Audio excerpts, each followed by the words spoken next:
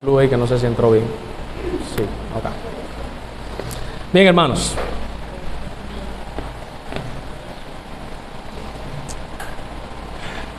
Estamos en Efesios capítulo 3. Hoy nos corresponde estudiar los versículos desde el 1 hasta el 13.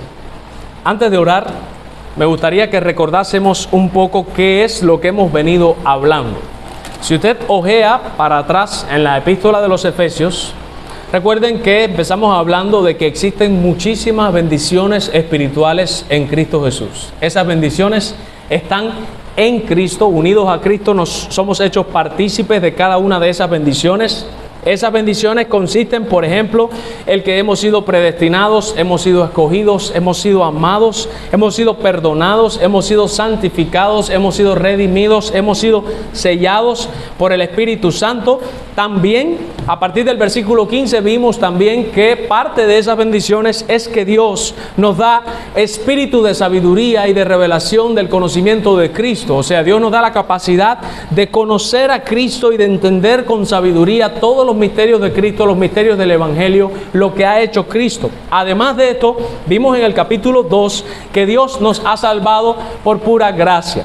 Gracia es un favor inmerecido. Significa entonces que ninguno de nosotros merecía la salvación. Si he sido salvado por gracia y la gracia es un favor que se le hace a alguien que no se lo merece, significa que ninguno de nosotros se merecía haber sido salvado. Y que esa idea que tienen algunos de que Dios me salvó porque Él sabía que yo lo iba a aceptar, eso no es gracia, eso es salario. Es como que Dios tiene que salvarme porque Él sabe que en mi corazón está a la disposición de aceptarlo a Él. Eso significa que yo de alguna manera creo que la salvación dependió de la inclinación de mi corazón, de mi buen amor por el Señor, de haber sido obediente. Y no, todos nosotros estábamos totalmente depravados, dice Efesios 2, muertos en delitos y pecados. Lo único que sabíamos hacer era cometer delitos contra Dios y pecar, rebelarnos contra el Señor. Y estando aún muertos en delitos y pecados, el Señor por pura gracia nos dio vida juntamente con Cristo. ¿Ok? Después estuvimos viendo que Pablo comienza a explicar a partir del versículo 11 del capítulo 2 que hemos sido injertados en el olivo original que es Israel. Eso lo dice en Romano, pero esa es la idea. Y que cada uno de nosotros como gentiles salvos estamos unidos a los judíos que también son salvos, y que junto con los judíos somos un solo cuerpo, un solo templo y un solo pueblo. O sea, que el pueblo de Dios no es el Israel étnico, no es la nación de Israel como consideran muchas personas. El pueblo de Dios, según el pensamiento paulino y la revelación, son todos los creyentes en Cristo Jesús, sean judíos o gentiles. De manera tal que el pueblo de Dios no está concentrado en un lugar allá en la tierra de Israel, está regado y dispersado por todas partes del mundo, porque está conformado por gente de todo pueblo, toda tribu, toda lengua y toda nación. Después de haber dicho él todo eso, ahora en el capítulo 3, él comienza a revelar un misterio. Él sigue, fíjense que la temática es la misma. Seguimos hablando de que los judíos y los gentiles estamos unidos en un mismo cuerpo. Él sigue la misma idea, pero él lo va a explicar ahora mucho mejor. Vamos a orar y vamos a entrar en esa materia. Padre, te rogamos que tu palabra sea más cortante que toda espada de dos filos. No solamente para nosotros, sino para que todos los que oigan y vean esta predicación puedan, Señor, ser iluminados por tu Espíritu y entender correctamente las Escrituras. Te rogamos, Señor, que eso genere en nosotros humildad, que genere en nosotros un profundo sentimiento de conmiseración por todos aquellos que no te conocen, para que nuestras almas sean movidas a predicarle el Evangelio. Pero te pedimos, Señor, que a medida que entendamos este misterio, nuestras almas rebosen de gratitud, como decía este himno. Esta es nuestra historia, esta es nuestra canción, y le damos gloria a Jesús por su salvación. Que esto sea para nosotros una bendita historia y una bella canción, a medida que entendamos el misterio de la incorporación de los gentiles al pueblo de Dios. Te lo rogamos, Padre, en el nombre de Jesús. Amén. Bueno, lo primero de todo es que en este capítulo 3, como bien yo les decía, Pablo va a explicar un misterio. En la Biblia hay varios misterios, muchísimos. De hecho, usted busca la palabra misterio y le va a encontrar de que está en varias partes. Por ejemplo, hay un texto que habla del anticristo y habla de toda esta cuestión de la apostasía, y que dice, grande es el misterio.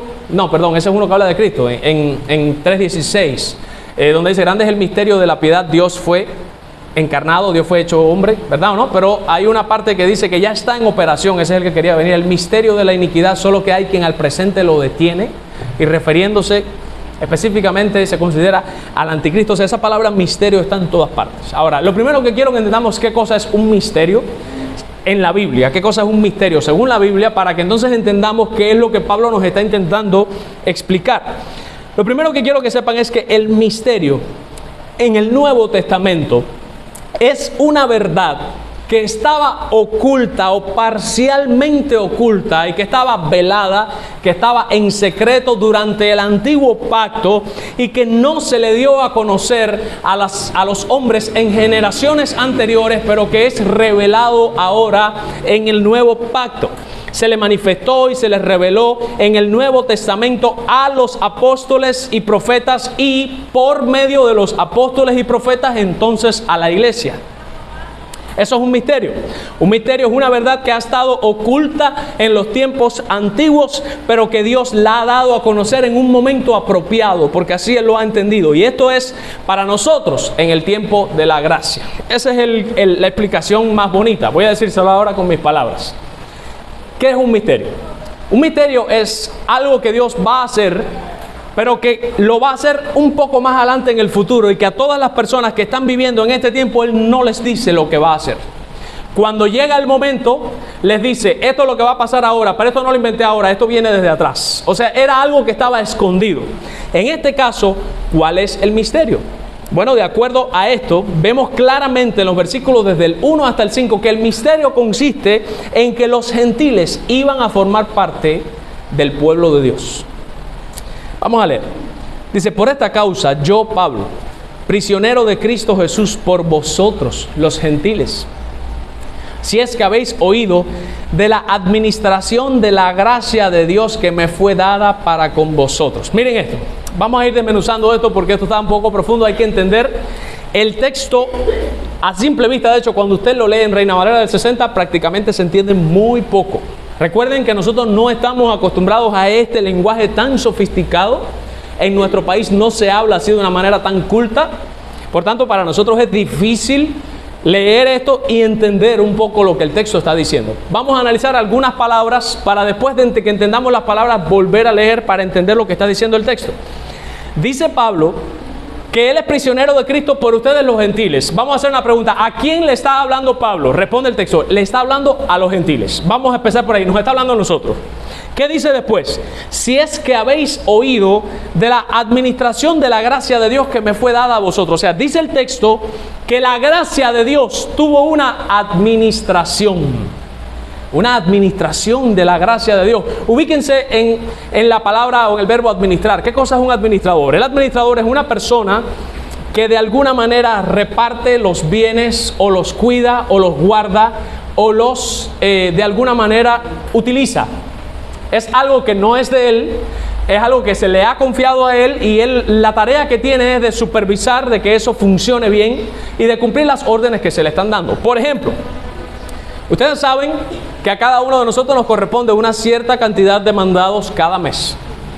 Estamos ahora a principios de mayo. Si ahora mismo llegan los mandados de junio a la bodega, mi pregunta, ¿los dan en mayo o hay que esperar hasta junio para darlos?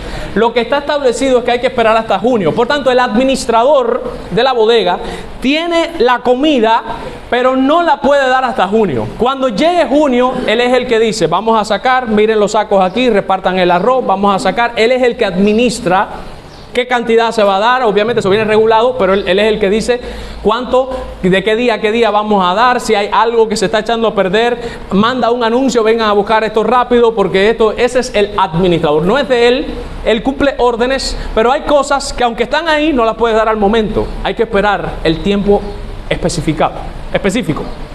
O sea, lo que Pablo está diciendo es que con la gracia de Dios pasó algo semejante. La gracia de Dios estaba ahí contenida, muy grande, pero no se administró así a esa magnitud hasta que no llegó el tiempo preciso. ¿Cuál es el tiempo preciso? El tiempo del nuevo pacto.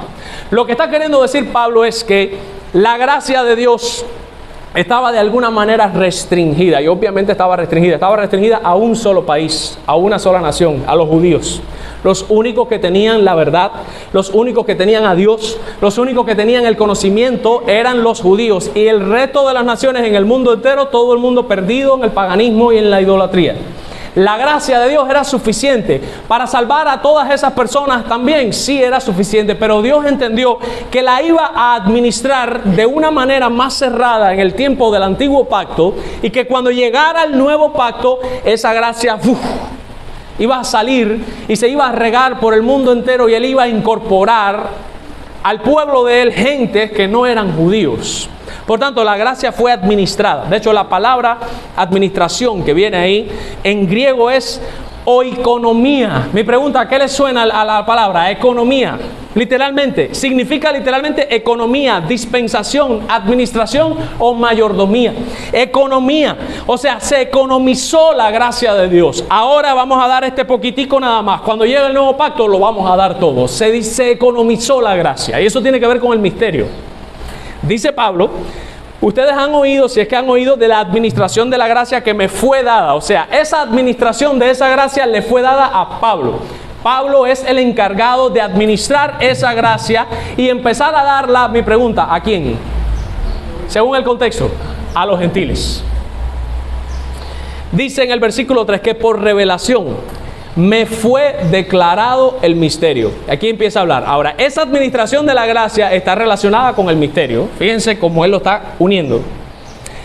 A Pablo se le dio por revelación el misterio, como antes lo he escrito brevemente, leyendo lo cual pueden entender cuál sea mi conocimiento en el misterio de Cristo.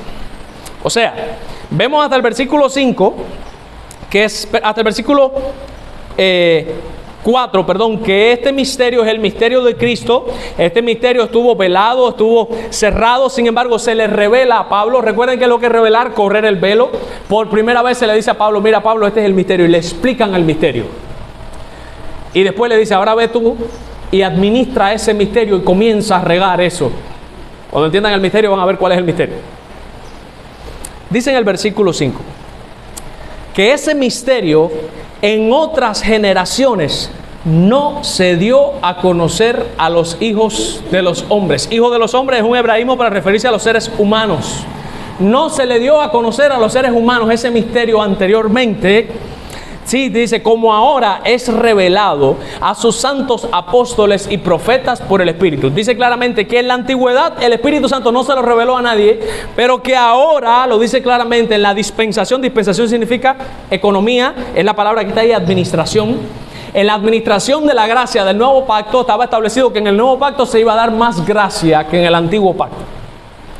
Dice, ahora en esta administración el Espíritu Santo nos lo ha dado a conocer a nosotros los santos apóstoles y los profetas. Y ahora viene mi segundo punto. ¿Cuál es el misterio? El primer punto era el misterio escondido. Hay un misterio que estaba escondido. El segundo punto es el misterio es revelado, que son desde los versículos 5b hasta el 13. Dice, misterio que en otras generaciones no se dio a conocer a los hijos de los hombres, como ahora revelados santos apóstoles y profetas. Y miren el misterio en el versículo 6, que los gentiles, este es el misterio, son coherederos y miembros del mismo cuerpo y copartícipes de las promesas en Cristo Jesús por medio del Evangelio. Vamos a ir suave. El misterio era el siguiente, que en algún momento, en algún punto de la historia, los gentiles iban a ser incorporados a la herencia, y que los gentiles iban a ser incorporados a la promesa.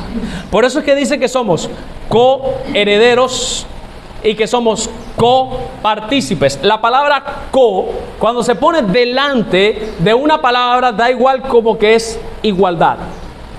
Por ejemplo, si yo digo coterráneo, tú eres mi coterráneo, lo que estoy queriendo decir es que tú vives en la misma tierra en la que vivo yo.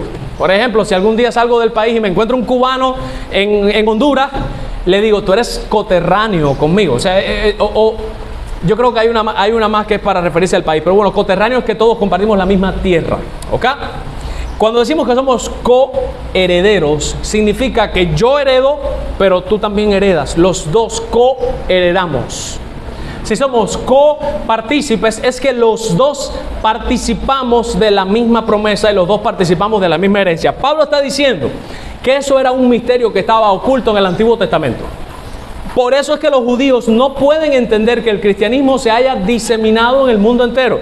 Porque en el Antiguo Pacto eso estaba velado. No se había revelado así claramente. Hay algunos pasajes en el Antiguo Testamento donde dice: llamaré pueblo mío al que no era pueblo mío, llamaré amada a la que no era amada. Pero eso está ahí como medio turbio, en donde no se explica a ciencia cierta qué es lo que está queriendo decir. Lo que estaba queriendo decir era obviamente que en el nuevo pacto los gentiles íbamos a ser amados, íbamos a ser pueblo de Dios. Pero ellos, en aquel entonces, eso no se les reveló. Tú le vas atrás, si viajáramos en el tiempo y le preguntáramos a los creyentes del Antiguo Pacto, los judíos, los gentiles, ¿son herederos de la promesa de Abraham? Y decían: para nada. Los herederos de la promesa de Abraham somos nosotros, los judíos. Eso es lo que decían ellos en aquel entonces. No se les había revelado, no entendían. Pablo está diciendo que no, y esto es lo que él está revelando. Ahora miren esto. En primer lugar, vemos que se le reveló a Pablo. Por eso dice en el versículo 7: del cual yo fui hecho ministro por el don de la gracia de Dios que me ha sido dado según la operación del poder. La palabra ministro significa siervo. O sea, él fue hecho siervo de ese misterio, de esa administración del misterio. Él es el esclavo que tiene que administrar la gracia de ese misterio. Dice: a mí, que soy menos que los más pequeños de todos los santos, me fue dada esta gracia. Y mírenlo aquí. ¿Cómo él va a administrar el misterio? Lo dice claramente: de anunciar entre los gentiles el evangelio de las inescrutables riquezas en Cristo. O sea, él es el administrador de esa gracia para con los gentiles. ¿Cómo la va a administrar? Él lo va a anunciar. O sea, a él fue el que se le encargó de que él fuera a los gentiles que no estaban en el pacto para decirles: oye, ¿saben qué? La manera de Dios administrar la gracia ahora cambió. Antes era con los judíos nada más, ahora ustedes también pueden, quieren. Miren, es por medio de Cristo. Si ustedes creen en Cristo por medio de la fe, también pueden ser partícipes de las promesas que se le hicieron a Abraham, y también pueden ser herederos de toda la herencia que Dios le ha prometido a su nación Israel en el antiguo pacto. Ese es el misterio nuevo. O sea, es un misterio, es algo nuevo, pero se los estoy diciendo. ¿Quieren? Ese fue el anuncio. Eso era el misterio que estaba escondido, y a él se le dio la potestad de anunciar ese misterio y de predicarle el evangelio a nosotros, los gentiles. Ahora, ¿en qué consiste el misterio? El versículo 6 dice que somos coherederos, miembros del mismo cuerpo y copartícipes de la promesa en Cristo Jesús por medio del evangelio. Coherederos es fácil. Heredamos igual que ellos. ¿Heredamos qué? ¿Heredamos qué? Para nosotros saber qué cosa es lo que se hereda, hay que saber también qué fue lo que se le prometió a Israel, para que tú digas: yo soy coheredero de eso. ¿Qué se le prometió a Israel? Bueno, a Israel se le prometieron muchas bendiciones. A Israel se le prometió una tierra prometida. A Israel se le prometió que todo el que lo bendijera sería bendito y que todo el que lo maldijera sería maldito. Esas son cosas que se le prometieron a ellos en el antiguo pacto, pero que ahora en este misterio que se está revelando dice que nosotros, por medio de la fe en Cristo, podemos tener también acceso a esa herencia y podemos también tener acceso a esas promesas. Vamos ahí. Somos miembros del mismo cuerpo, eso lo vimos el domingo pasado. Estamos reconciliados en un cuerpo, en un solo templo y en un solo pueblo. Pero miren ahora, y aquí es donde vamos a entrar nosotros en el meollo. Dice: y copartícipes de la promesa. Copartícipes de la promesa. ¿Cuál promesa? Vamos a, obviamente, mirar el pensamiento paulino, porque Pablo fue, como bien él mismo lo dice, a el que se le dijo que administrara ese misterio fue a él. No fue a Pedro, No fue a Judas Tadeo, no fue a Santiago, fue a él nada más, el que se le dio la administración de ese misterio. Por tanto, él es el único que domina bien toda esa información, porque a él fue al que personalmente le fue revelado. En Gálatas él dice que a él también se le reveló el evangelio en el cielo, por Cristo mismo personalmente. O sea, Cristo es el que le dio a Pablo esta explicación. Por eso que yo siempre digo, cuando una persona está mirando lo que dice la Escritura y aún así cierra su corazón y dice, eso no es así. Por ejemplo, me escribieron comentarios ahora cuando puse un short acerca de que no hay dos pueblos, sino que hay un solo pueblo. Cuando una persona, viendo que no soy yo el que lo estoy diciendo, porque la gente la coge conmigo, eso no son mis palabras. Yo estoy leyendo un texto que escribió Pablo, y a Pablo se lo reveló personalmente Cristo. O sea que yo tengo que entender que Pablo es el vocero de Cristo. Cristo me está diciendo por medio de su palabra, oye, que no hay dos pueblos, y que hay uno, y vienes tú y dices, no, tú estás equivocado, no son Israel y la iglesia, y no te metas con el pueblo de Dios, y refiriéndose a Israel y todas esas cuestiones. Mi pregunta, ¿qué es eso? Respuesta, rebeldía.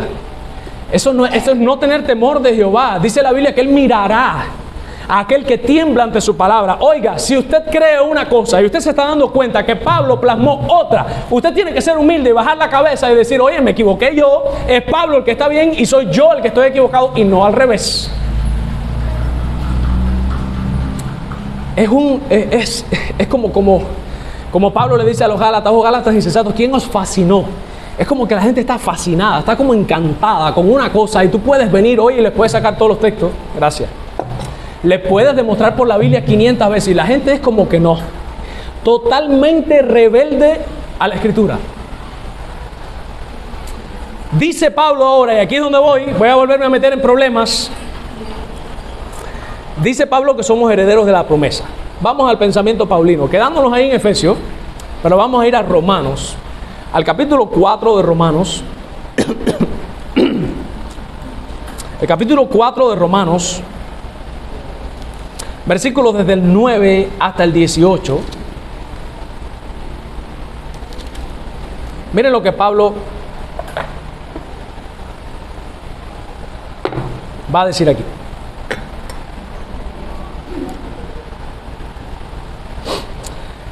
Vamos a leer 7 y 8 para entender, porque aquí le está citando un salmo. Y dice, bienaventurados aquellos cuyas iniquidades son perdonadas y cuyos pecados son cubiertos. Bienaventurado el varón a quien el Señor no inculpa de pecado. Él citó un salmo, citó el Salmo 32, versículos 1 y 2. ¿Qué dice Pablo ahora? ¿Es pues esta bienaventuranza solamente para los de la circuncisión? ¿Quiénes son los de la circuncisión? Vamos a ir aclarando el texto, los judíos. ¿Qué está diciendo Pablo? Oye, esta bienaventuranza de que las iniquidades sean perdonadas y que los pecados sean cubiertos y de que el Señor no inculpe de pecado, ¿es nada más para los judíos? Y obviamente Pablo va a decir, no es nada más para los judíos. Por eso es que dice, o también para los de la incircuncisión. ¿Quién es la incircuncisión? Nosotros. Dice, porque decimos que a Abraham le fue contada la fe por justicia. Y miren ahora en qué se basa él. Para él apoyar esta idea de que esa bendición no es solamente para judíos, sino también para gentiles. Él va ahora al Antiguo Testamento y coge el propio ejemplo de Abraham. Y miren lo que dice Pablo de Abraham. ¿Cómo pues le fue contada? Le fue contada que la fe por justicia. ¿Cuándo fue que le fue contada la fe por justicia? Dice, estando en la circuncisión o en la incircuncisión. Si usted ha leído la Biblia, usted va a saber lo que él se está refiriendo. Cuando Dios le hizo a Abraham la promesa de que en su simiente serían benditas todas las naciones de la tierra, pregunta, ¿estaba ya circuncidado o todavía no estaba circuncidado? No estaba circuncidado. O sea, lo que Pablo está diciendo, miren, judíos, ustedes no pueden decir que la promesa es nada más para los que están circuncidados, porque entonces ni el mismo Abraham podría encajar dentro de la promesa, porque cuando le hicieron la promesa a Abraham todavía no estaba circuncidado. O sea, él los está haciendo razonar. ¿Cómo ustedes van a decir que la promesa es nada más para los que están circuncidados si al que le hicieron la promesa, cuando se la hicieron, no estaba circuncidado? Sigue diciendo, no en la circuncisión, sino en la incircuncisión. Dice, y recibió la circuncisión como señal. O sea, la circuncisión fue la señal de que se le había hecho la promesa, pero la promesa se le hizo siendo incircunciso. Como sello de la justicia, de la fe que tuvo aún estando incircunciso, lo dice claramente, era un gentil cuando le hicieron la promesa, para que fuese padre de todos los creyentes, mírenlo aquí, no circuncidados, lo que estaba diciendo el domingo pasado. Nosotros somos hijos de Abraham según la fe, es lo que está diciendo Pablo. Si yo no estoy circuncidado, que de hecho yo no estoy circuncidado, y tengo la misma fe que tiene Abraham, Abraham es mi padre, y eso no lo digo yo, lo está diciendo Pablo. Y Pablo lo está diciendo inspirado por el Espíritu. El que diga lo contrario tuvo la osadía de decirle al Señor: te equivocaste, Señor, eso no es así, es como digo yo. Dice, a fin de que también a ellos, ¿quién es a ellos? Los gentiles, los incircuncisos, la fe les sea contada por justicia. Dice, y padre de la circuncisión para los que no solamente son de circuncisión, sino que también siguen las pisadas de la fe que tuvo nuestro padre Abraham antes de ser circuncidado. O sea, él es el padre de los incircuncisos creyentes y de los circuncisos creyentes. Él es el padre de los creyentes, es lo que está diciendo a grandes rasgos. Ahora, déjenme mirar los versículos, es hasta el 18, dice: porque no por la ley le fue dada a Abraham o a su descendencia la promesa de que sería, miren esto, heredero del mundo, sino por la justicia de la fe. Ahí hay un problema en ese texto. Dice que a Abraham se le dio la promesa de que él sería heredero del mundo. Pregunta: ¿en qué momento en el Antiguo Testamento Dios le prometió a Abraham que él iba a ser el dueño del mundo? Respuesta: nunca. Cuando usted mira la promesa que está en Génesis, le dice: a ti y a tu descendencia le daré esta tierra. ¿Cuál tierra? La tierra de Canaán, la tierra prometida, por herencia. O sea, a Abraham se le prometió la tierra de Canaán, lo que es hoy Israel. Fue lo que se le prometió. Sin embargo, Pablo ahora dice aquí en Romanos que no fue la tierra de Israel lo que se le prometió a Abraham, que realmente a Abraham se le prometió el mundo entero. Y vamos allá, porque entonces ahora la gente que me ve en internet dice: no, eso no es así, mira lo que dice aquí, y regresan al Antiguo Testamento. Hay una ley de la hermenéutica que dice que el Nuevo Testamento interpreta al Antiguo Testamento y no al revés, porque la revelación de Dios fue progresiva y ascendente. Significa que lo que dice el Nuevo Testamento está por encima de lo que dijo el Antiguo Testamento. El Antiguo Testamento dice que se le prometió Canaán. El Nuevo Testamento, Pablo, bajo inspiración divina, dice que no fue Canaán, que lo que se le prometió realmente a Abraham fue que iba a ser el heredero del mundo entero.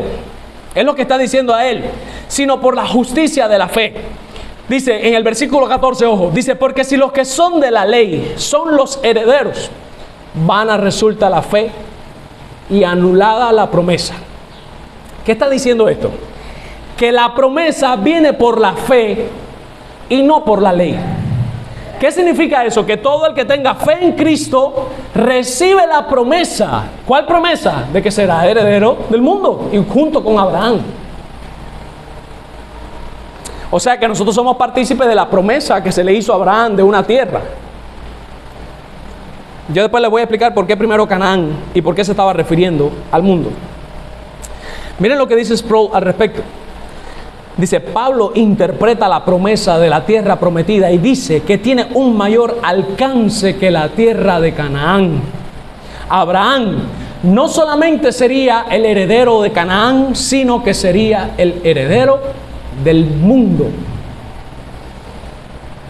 Aquí pongo yo un comentario mío y explico: la tierra prometida, o sea Israel, lo que es hoy Israel, la tierra donde fluye leche y miel, era un símbolo o una sombra del dominio del Mesías. Ustedes saben que Dios hace mucho eso en el Antiguo Testamento. Él hace una cosa y esa cosa está apuntando a otra cosa.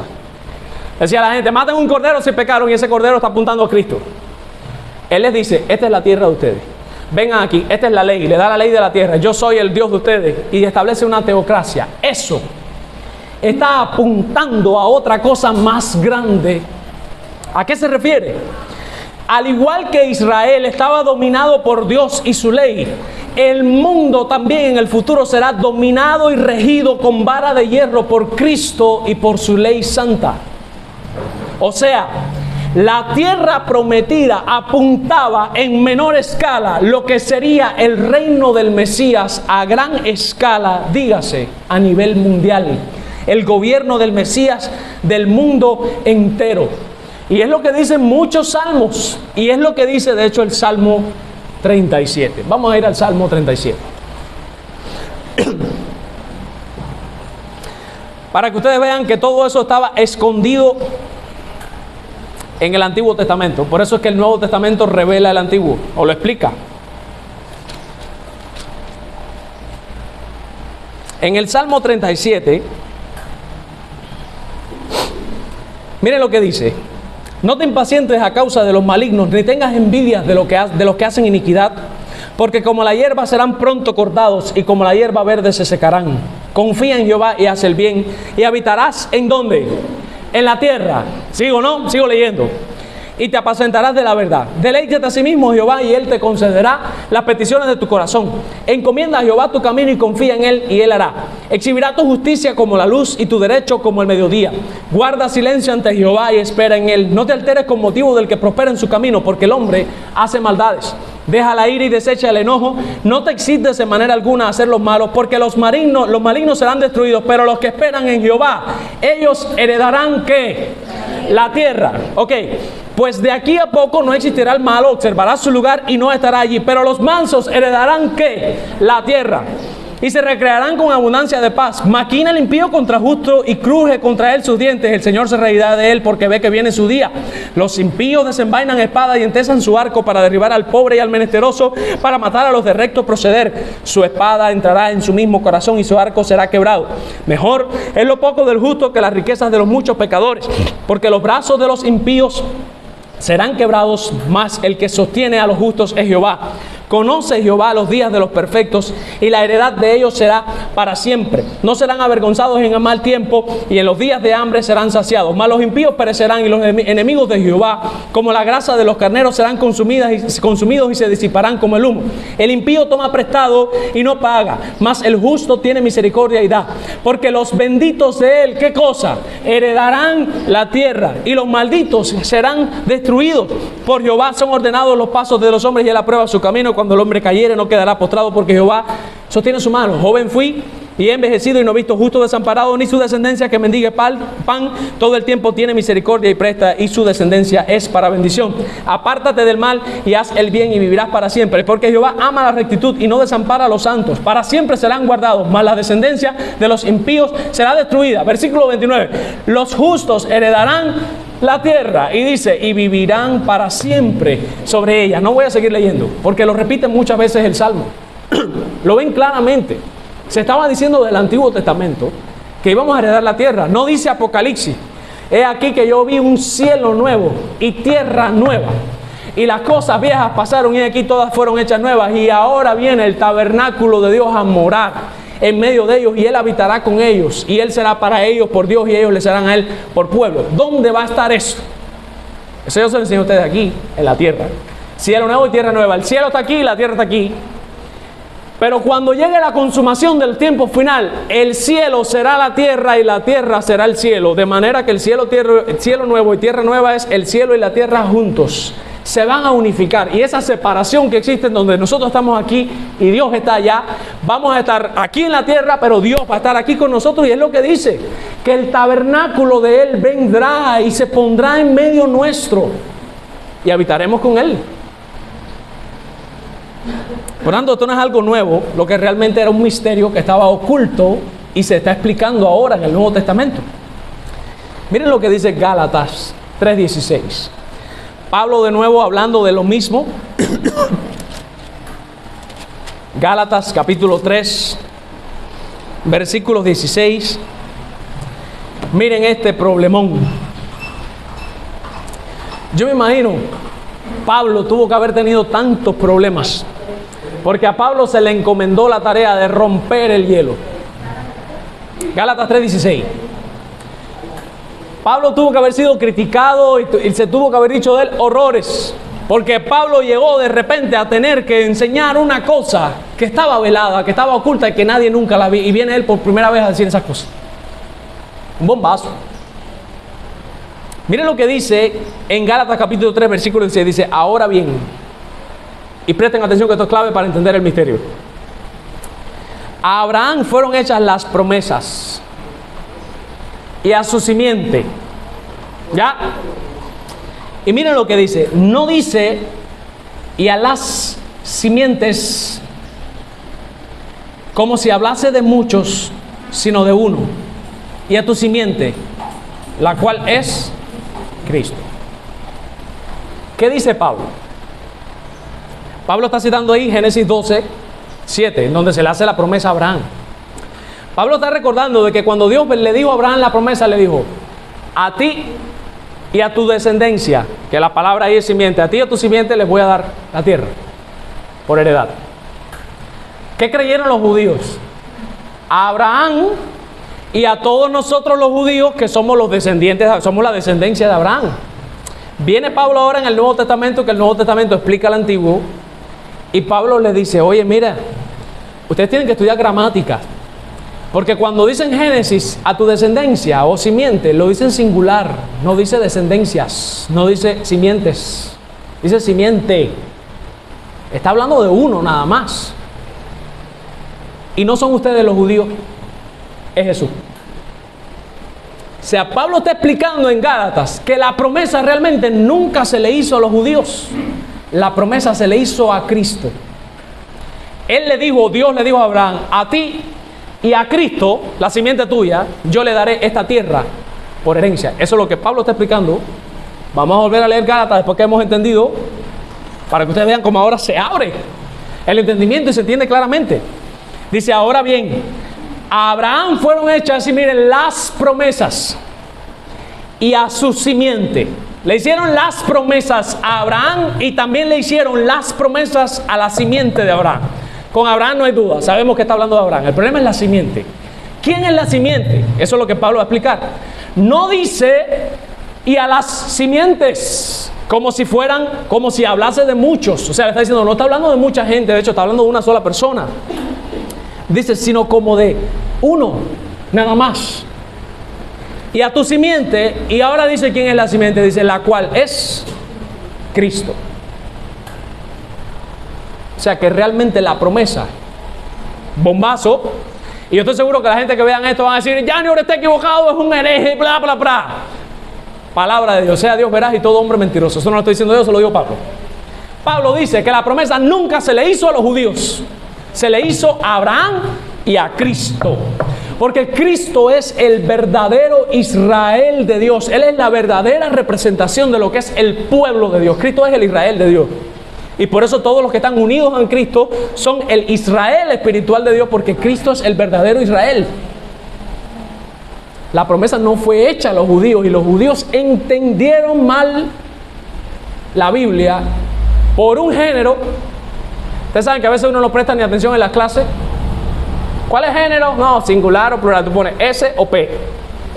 Bueno, pues el género de la palabra definió para quién era la promesa. Como está en singular, perdón, género masculino es número. Número singular o plural. Como está en singular, como está en número singular, Pablo dice, no fue a ustedes judíos, se equivocaron, fue a Cristo la promesa. Entonces, vamos a regresar a Efesios, porque ahora sí entendemos un poco mejor. En Efesios, en el versículo 6, ¿sabe que estamos en capítulo 3, versículo 6? Dice que somos copartícipes de la promesa en Cristo. ¿Qué está diciendo Pablo? Que todo el que está en Cristo recibe la promesa que se le hizo a Cristo. ¿Cuál promesa? Todas las que dice, pero ahora específicamente estoy hablando de que seremos los herederos del mundo, no de la tierra prometida. La tierra prometida era en menor escala una representación de lo que iba a ser el dominio mundial y global del Mesías, que es lo que dice en el Salmo 2. Siéntate a mi diestra hasta que ponga a todos tus enemigos por estrado de mis pies, de tus pies. Y dice, los regirá con vara de hierro y los quebrantará a todos. Y por eso es que hay un texto en Isaías que dice que la tierra será llena del conocimiento de Jehová, como las aguas cubren el mar.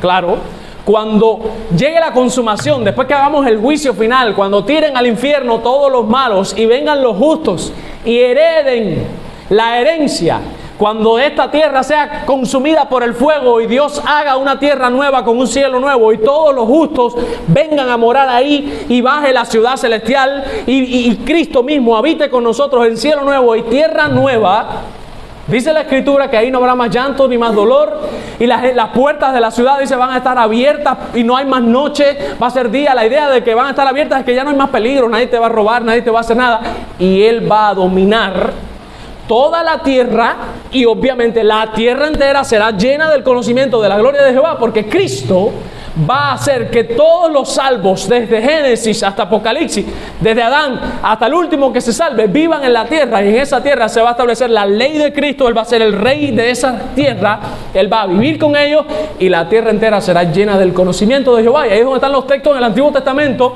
que dice que los reyes del norte vendrán a la ciudad y entrarán y vendrán a adorar. Claro, porque ustedes tienen que entender, Apocalipsis tiene un lenguaje apocalíptico. No es que todo el mundo vamos a estar en una ciudad, vamos a estar en la tierra y va a venir gente de otro lugar a adorar.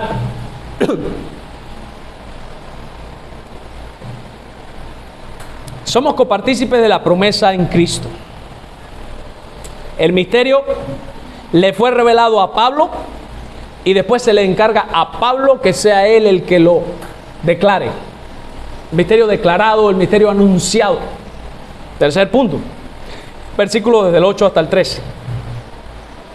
A mí, que soy el más pequeño de todos los santos, me fue dada esta gracia de anunciar entre los gentiles el evangelio de las inescrutables riquezas de Cristo y de aclarar a todos, cuál sea la dispensación del misterio escondido desde los siglos en Dios que creó todas las cosas. Vamos a explicar ese texto. Pablo va a aclarar. ¿Qué cosa es aclarar? Aclarar viene más bien como explicar para que la gente entienda. ¿Cuál es la dispensación? Ahí está de nuevo la palabra economía, mayordomía. Él va a aclarar cómo la economía de la gracia ahora es mayor. Déjeme decirle algo, el dispensacionalismo está equivocado en su sistema escatológico. Pero hay una cosa en la que ellos sí tienen razón. Es cierto que en el nuevo pacto hubo un cambio de dispensación. Eso sí es cierto. Es verdad. ¿Qué es dispensación? La economía de la gracia. En el antiguo pacto se daba, vamos a decir que poca gracia. En el nuevo pacto hay una nueva dispensación, hay una nueva economía en donde se va a dar más y para más gente, para más abundante. Sí, hay un cambio de dispensación. En eso, ellos sí tienen toda la razón. Es verdad que hay una nueva dispensación en el nuevo pacto. Sigue diciendo Pablo que él va a aclararle a la gente cómo es que se va a administrar esa gracia y que él les va a aclarar cuál es ese misterio, cuál es el misterio de que los gentiles también vamos a heredar junto con los judíos la tierra, que es la tierra, y que también vamos a heredar todas las promesas que se le hicieron a Cristo porque estamos en Cristo. Y ese misterio estaba escondido, lo dice claramente, desde los siglos, por Dios que creó todas las cosas. ¿Y para qué? ¿Para qué se escondió ese misterio? Responde Pablo, para que miren la palabra, me gusta esa palabra, multiforme sabiduría de Dios. Muchas, formas. Está diciendo que la sabiduría de Dios tiene muchas formas de darse a conocer, de mostrarse y de brillar. Lo que Pablo está diciendo es que Dios escondió este misterio en el pasado y no se lo reveló a nadie durante todo el antiguo pacto. Llegó el nuevo pacto y le dijo a Pablo, mira, este es el misterio, le explicó el misterio, le dijo, ahora acláralo y anúncialo. Y hay una dispensación más grande de la economía de la gracia.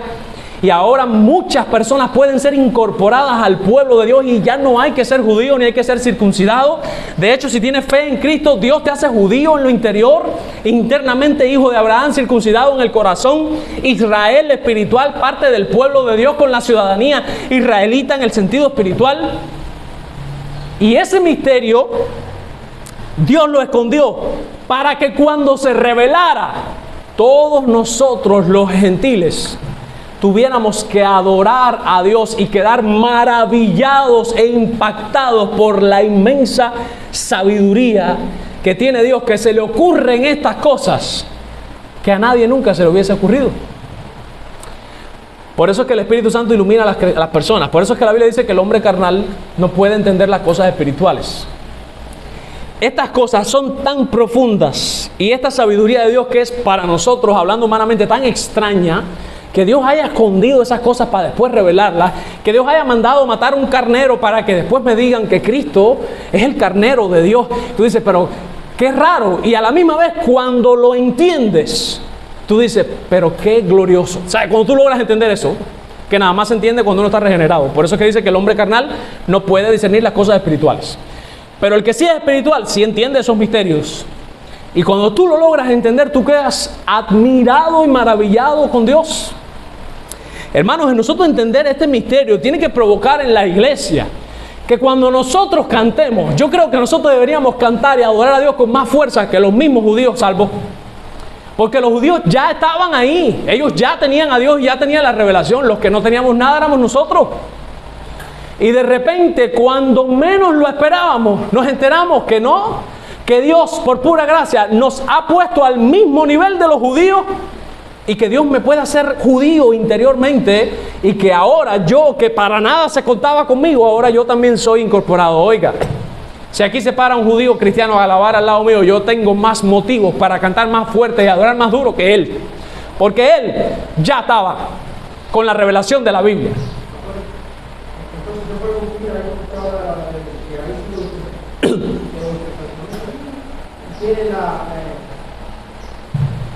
El antiguo pacto administraba la promesa y luego gozo de la gracia. Miren, la salvación siempre fue por gracia. Ahora, esa gracia se administró de una manera en el antiguo pacto y de otra manera en el nuevo pacto. En el antiguo pacto la salvación siempre fue por fe. Fíjense, no fue por obedecer. Pero lo que Dios miraba era la fe cuando tú obedecías los mandamientos. O sea, yo pequé, voy a matar un carnero, un ovejo, como dicen en Oriente.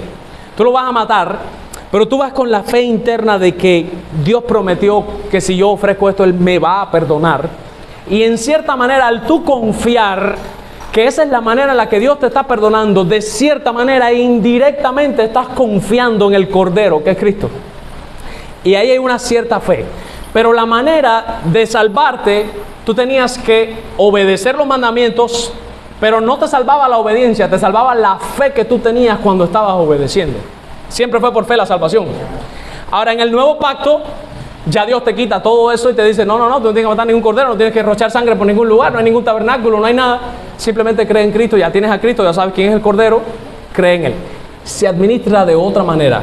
Y no es menos cierto que en la gracia, sí, en la dispensación de la gracia, hay mucha más gracia.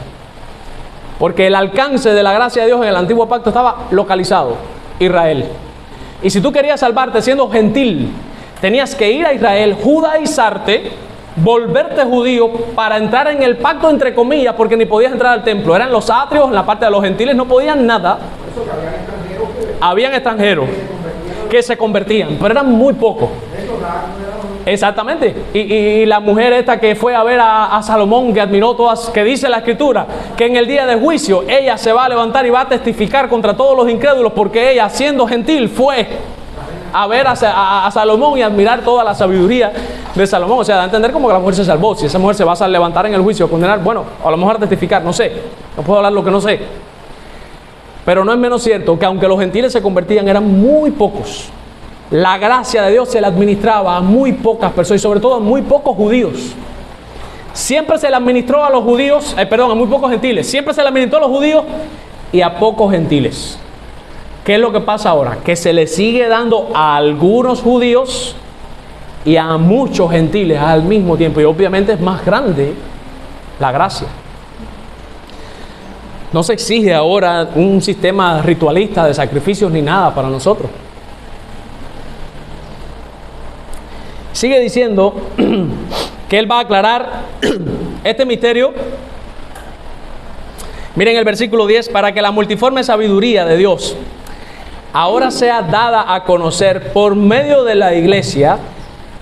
Fíjense, Pablo lo revela a la iglesia, ahora la iglesia le da a conocer esa multiforme sabiduría de Dios. ¿A quién? Dice, a los principados y potestades en los lugares celestiales. O sea, Pablo está diciendo aquí que los ángeles y los demonios, ahí no estoy claro, porque si te guías por el contexto de la carta hay que concluir que son los demonios, porque en el capítulo 2 ya mencionó a los principados y potestades y se estaba refiriendo a los malos, y en el capítulo 6 los vuelve a mencionar y se está refiriendo que no tenemos lucha contra carne y sangre, sino contra, y vuelve a mencionar esto. Suel Michelén dice que es a ambos, a los demonios y a los ángeles buenos que también están en el cielo. Obviamente que como son finitos no entienden todas estas cosas, y que ahora mirando cómo los judíos, los gentiles han sido incluidos y que esto era un misterio, ellos también se quedan asombrados de la multiforme sabiduría de Dios. La cuestión es que los ángeles, y lo voy a poner en sentido general, tanto buenos y malos, viendo lo que está pasando, son conscientes de la multiforme sabiduría. O sea, hasta ellos mismos se quedan asombrados viendo los insondables caminos del Señor. Dice el versículo 11, conforme al propósito eterno que hizo en Cristo Jesús Señor nuestro. Tremendo problema aquí. Versículo 11. Conforme al propósito eterno que hizo en Cristo Jesús. Dice el texto que Dios el Padre hizo en Cristo Jesús un propósito.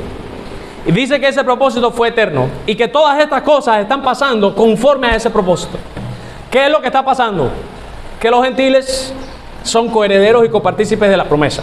Todo eso está pasando así porque Dios había diseñado un plan desde la eternidad pasada en donde ese misterio no se iba a revelar a otra gente de atrás, sino que se iba a revelar en la dispensación de la gracia, y los judíos y los gentiles iban a ser incorporados al pueblo judío de tal manera que hasta los propios ángeles, los principados y los potestades se iban a quedar admirados de la sabiduría de Dios. Y todo eso ha pasado por el propósito eterno de Dios. Vamos para allá.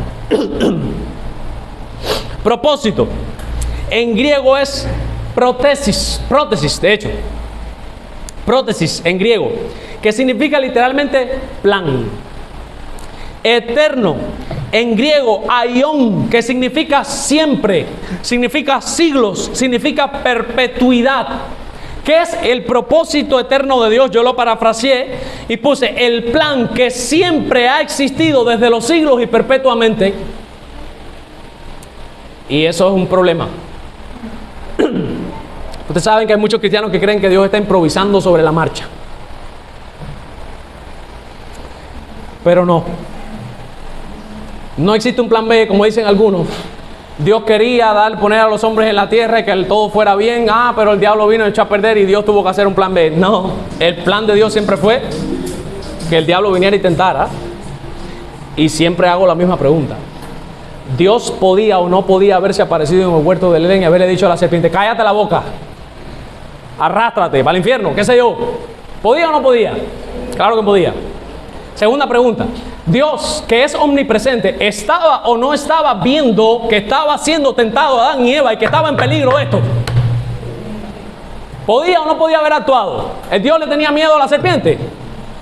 Y pregunta, otra, Dios, que sabe todas las cosas, ¿sabía o no sabía desde que creó que eso iba a pasar?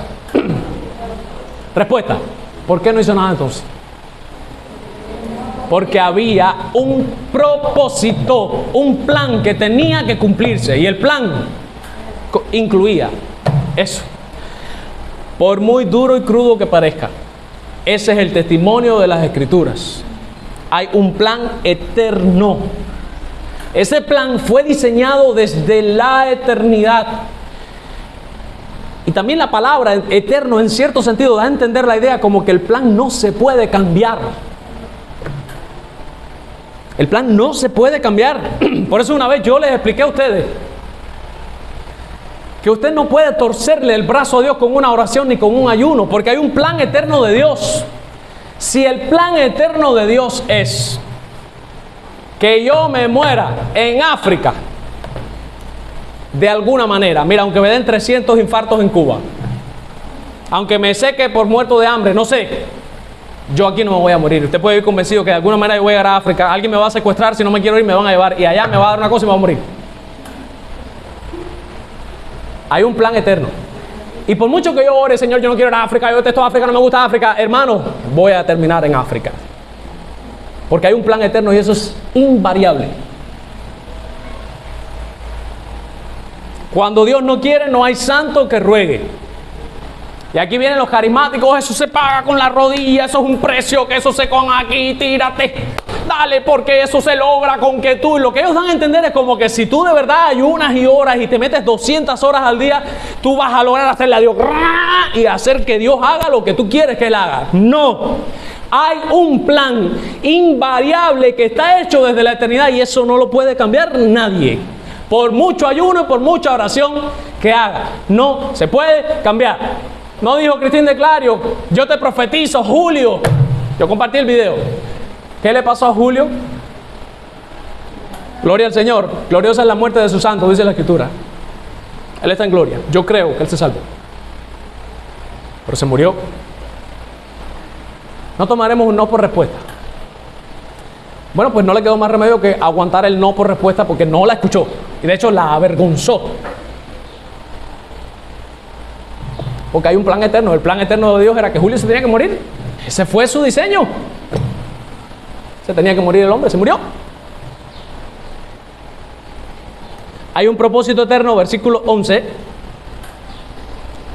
Dice, en quien tenemos seguridad, hablando de Cristo, y acceso con confianza por medio de la fe en Él, por lo cual les pido que no desmayen a causa de mis tribulaciones, una petición que Pablo les hace, por vosotros, las cuales son vuestra gloria. ¿A qué tribulaciones se está refiriendo? Pablo estaba preso cuando escribió esta carta. Él le dijo, no se desanimen aunque yo esté preso. Yo estoy preso por causa de ustedes, pero este ministerio que yo estoy haciendo es la gloria de ustedes. Conclusiones. A los apóstoles y a los profetas les fue revelado que en la dispensación de la gracia se les iba a revelar a ellos y que ellos le iban a revelar después a los gentiles, que los gentiles son coherederos con los judíos y copartícipes de la promesa que se le hizo a Abraham. De esta manera se reveló la multiforme sabiduría de Dios por medio de la iglesia a los ángeles, y todo esto ha pasado y ha acontecido porque desde siempre Dios ha tenido un plan que ha venido ejecutando tal y cual lo diseñó desde antes de la fundación del mundo, desde la eternidad pasada. ¿Qué podemos aprender de esto? En primer lugar, tenemos que aprender que nosotros tenemos que estar sumamente agradecidos con el Señor, porque los gentiles no formábamos parte del pacto, que nos quede claro. En segundo lugar, tenemos que aprender a ser humildes. Como bien decía Pablo, no jactarse contra los judíos que no creen, porque ellos son los originales y nosotros somos los que somos los silvestres. En tercer lugar, nosotros tenemos que tener claro que todas las cosas van a pasar de acuerdo al plan divino de Dios y que eso no se va a poder cambiar. Por eso es que el creyente que ha entendido estas verdades tan profundas de la Biblia se queda más tranquilo cuando le ocurre una calamidad. Cuando le está pasando un problema, uno dice, bueno, esto está pasando, este es el plan divino. Y la Biblia dice que para los que están en Cristo Jesús, todas las cosas, incluso las malas, obran para el bien del creyente. Y ahí es cuando uno dice, bueno, Señor, yo no entiendo esto, pero yo sé que de alguna manera esto va a obrar para bien. Como le dijo Josías Grauman a su mujer, tenían un hijo tratando de concebir, la mujer sale embarazada y aborta. Y la mujer empieza llora y llora sentada en la taza. Después de haber abortado, llora y llora. Él le pregunta a él, que él es pastor, ¿por qué? Y miren la respuesta que él le dio. Él llorando junto con ella, los dos anhelaban al hijo. Le dijo, mira, yo no te sé decir el por qué.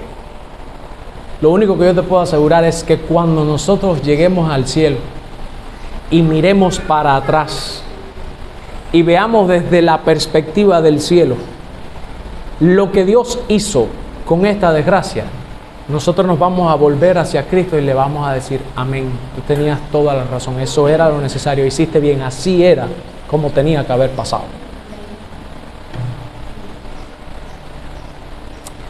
Cuando nosotros nos mandaron para Cautocristo, casi nos morimos. Y se los digo de todo corazón. A lo mejor me equivoco porque soy un ser humano. Pero yo creo que en el día del juicio, me parece que la mayor recompensa que voy a recibir de parte de Dios va a ser por lo que hice en Cautocristo. No digo que no, espero en el Señor que sí. Pero yo creo, firme, es lo que creo, a lo mejor me equivoco, pero como fue algo tan difícil para nosotros y como fue algo tan bonito al mismo tiempo, y como yo miro toda, vamos a decir, mi carrera pastoral en las 5 iglesias que he estado, a la que más yo le metí el pecho, vamos a decir, en la que más hice, en la que más tuve que reinventarme para explicarle cosas. Yo tenía personas sentados en los bancos que no sabían leer, hermanos analfabetos, que no sabían firmar. Había que firmar, no sabían. Y yo explicarle a esa gente estos misterios, estas cosas. Y todo el trabajo que se hizo en la comunidad, con la gente, el lugar, fue algo tan difícil, tan sufrido y al mismo tiempo tan lindo, que yo estoy convencido que cuando yo esté en el cielo yo voy a mirar para atrás y le voy a decir al Señor, tú no sabes, es que ya lo digo ya, tú no sabes cuánto yo te agradezco que tú me hayas hecho sufrir tanto en Cautocristo. Porque eso me hizo tanto bien, me hizo ser tan humilde, me hizo tener que bajar todo el orgullo tan grande que tenía. Me hizo tener que esforzarme, me hizo tener que amar un contexto que no me gustaba, porque soy de ciudad, vivir en un monte frente a un río y llegar a amar a esa gente y quererlos y querer enseñarles, incluso cuando nos fuimos contentos porque nos íbamos y al mismo tiempo destrozados en el corazón porque yo sabía que ya, yo no voy a volver nunca más por ahí.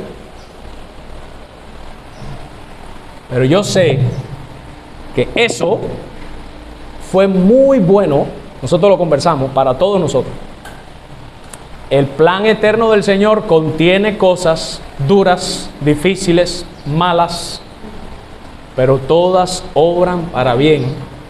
Así como todos los gentiles de la antigua dispensación, la gran mayoría se perdieron porque no tenían la revelación de Dios. Ahora Dios ha traído toda esa revelación a nosotros y está accesible.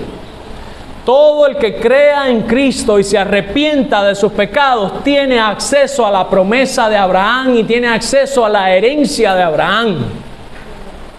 Por eso, ya que tú eres gentil, porque aquí no hay ningún judío, te lo digo. Para ti se abrió una oportunidad que está cerrada para muchos judíos, porque dicen Romanos que a Israel le ha acontecido endurecimiento en parte. Muchos de los judíos están endurecidos. Y sin embargo Dios le está ofreciendo a los gentiles, entren hermanos, qué clase de bendición. Y la gente no entiende.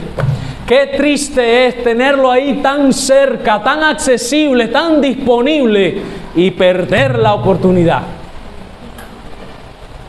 No salgan de aquí sin Cristo. Esto es un enorme privilegio, no se les olvide, esto es un enorme privilegio que muy pocos lo tienen. Y Dios lo ha dado por pura gracia. Padre, te damos gracias por tu palabra. Te rogamos que la bendigas en nuestros corazones y que nos ayudes con toda gratitud a adorarte, sabiendo, Señor, que por causa de Cristo somos lo que somos y estamos en donde estamos. A ti sea toda gloria, honra y honor por los siglos de los siglos. Amén y amén. Y hermanos, después de haber escuchado la palabra del Señor,